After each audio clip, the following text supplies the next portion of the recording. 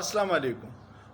آپ کو یاد ہوگا 7 مئی کو جب محترم D G I S P R صاحب نے پریس کانفرنس کی تھی اور عمران خان کے اس مطالبے کے جواب میں کہ 9 مئی کے واقعے پہ جوڈیشل انکوائری بنائی جائے، D G I S P R صاحب نے کہا تھا کہ اگر اس پہ انکوائری کمیشن بنانی ہوگی تو پھر 2014 کے دھرنے پہ بھی کمیشن بننا چاہیے، جس کے جواب میں تحریک انصاف نے کہا تھا کہ ضرور بنائیے، اس میں بھی آپ ہی کا نام نکلے گا۔